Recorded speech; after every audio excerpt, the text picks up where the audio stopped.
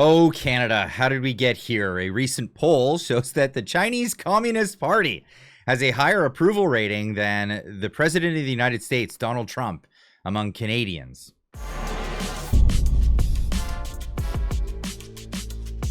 Ladies and gents, welcome back. If you're new here, my name's Clyde. Welcome to the channel. Subscribe button is just down there. Let's get into this story. Canadians are amongst the most propagandized people on the planet. That's right. They are. And this is really showing in this case here. We've got this story from the Western Standard. According to the poll, when asked whether they approve or disapprove of the job performance of their leadership of certain nations, 64% said they had a negative view of the Chinese Communist Party, while 23% said it was positive. 23% of Canadians think that the Chinese Communist Party is they think of them in a positive light. That's amazing. That is absolutely amazing. When it comes to the US, those numbers were 79% and 15% respectively. Unfreaking believable. I just like, what? We're talking about the United States of America. And that's it. That's it. These are the propagandized numbers of the Canadian populace. But how is this working here in Canada? Well, it turns out that it looks like we're doing a pretty bad job. And the head of police chiefs group had said this: Canada's laws are outdated and inaccurate to fight cross-border crime that's happening across, well, I'm assuming the U.S. border and the Canadian border.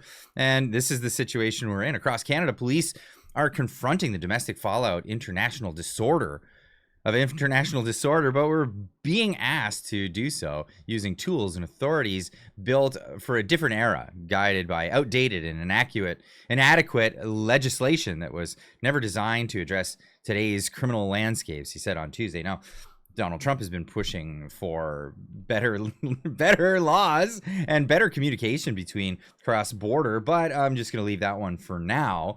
Let's just look at what the Canadian laws, even within our own jurisdiction, are like. Well, they're not so adequate either, apparently. A man was just arrested after assaulting an intruder inside his home. That's right. That's in Lindsay, Ontario. I'm guessing that's in Ontario.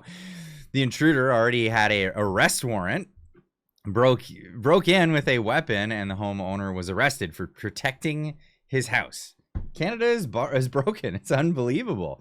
Now, America inviting us to the table to do international defense and all kinds of things together, and Canada is largely saying, no, I don't want to. But this is back in May, where U.S. President Donald Trump said Tuesday that Canada will pay $61 billion to be part of his Golden Dome space-based missile defense plan, but it would pay nothing if it were to become part of the United States.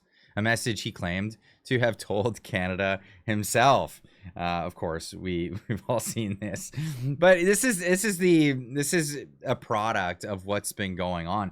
So obviously, Donald Trump is kind of poking, but of course, when it comes to international defense, Canada's going to have to start paying up, and he's been pretty on the same point as it's been going, and this has been the propaganda in Canada that Donald Trump is all over the place. He doesn't give us he's saying this here and then this there.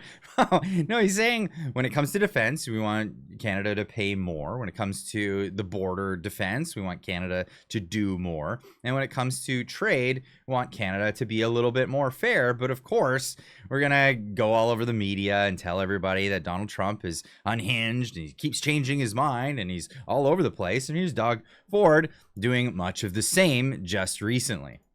Donald Trump is so unpredictable. I don't even know if he knows what he's doing tomorrow morning. So let's start focusing on creating that environment. But is there an acceptance? Is there an acceptance, I guess, from leaders that we'll just have the tariffs? Again, the Prime Minister will speak on that, but the President is unpredictable. He'll come out with some cockamamie thing tomorrow that we don't even know about. So do you think that Mark Carney is being too elbows down in response to that unpredictability? Not at all. He's doing an incredible job. He's working collaboratively with 12 other premiers and myself, and working as Team Canada. And he's doing a very, very good job, in my opinion. put in his position dealing with Donald Trump, let's stop worrying about Donald Trump. We'll start focusing on Ontario and Canada and all the other provinces and territories. Doug Ford apparently looking for a bid in the Liberal Party, it looks like. Well, is Donald Trump doing a good job? Well, it turns out it looks like he is doing a good job. The Canadian media is prime sport of beating on Donald Trump every day. He's absolutely right. Our media is just a Liberal Party mouthpiece. This is a great interview here. The vast majority of your business community that has business relationships with the U.S., they've been relatively quiet. And your media, okay, I mean, their prime sport, okay, is beating up Donald Trump every day. So no, I'm not surprised by those numbers. Not surprised? No, I'm a politician, okay? If I were in a riding, and everybody in that riding, was trashing a candidate. They had no support from any political party. They had no support from their business community. The media was piling on. It's kind of like, wow, 15%, Mr. President, that's not bad. But the important thing here is not the popularity of the president, is the president delivering on the promises that he made to the American people for increasing prosperity in America, making their communities safer and more secure. That is what's driving this president, the promises that he made to the American people and implementing the policies that he believed will deliver those results. Absolutely. If you look at the way it's going, he is delivering on a lot of these promises, and a lot of these promises are economic. They're economic prosperity for the United States of America, and saying that, well, Canada and other countries, Canada in this scenario seems to be wanting to single themselves out and say, look how hard we're getting it from Donald Trump. Donald Trump is doing the same thing with every other country. It's the same thing. But there was, and this is where the confusion is, there was two sets of tariffs. There was a punitive set of tariffs for Canada to buck up and have some military might, and also border security, among all of the things that are happening in Canada with some heavy narcotics that are going through the country. But they want to just pretend that's not happening at all. Now, the promises are coming across, and the promises are coming through. And what's happening? Well, Canada's not negotiating. They're not coming to the table, and they're not saying anything good. And this is, of course, Mark Carney was elected as the prime minister, some might say selected as prime minister, to do the job of negotiating with the United States, and the negotiations are going terribly. But when it comes to the U.S., here's Howard Lucknick saying exactly what the point of this is. The whole point is to bring manufacturing back to the United States and out of Canada or other countries. So just quickly, are you going to renegotiate that free trade deal, the USMCA?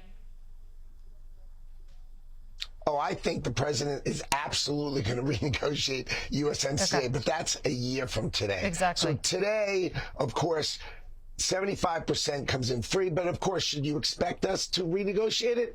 It makes perfect sense for the president to renegotiate it. He wants to protect American jobs. He doesn't want cars built in Canada or Mexico when they could be built in Michigan and Ohio.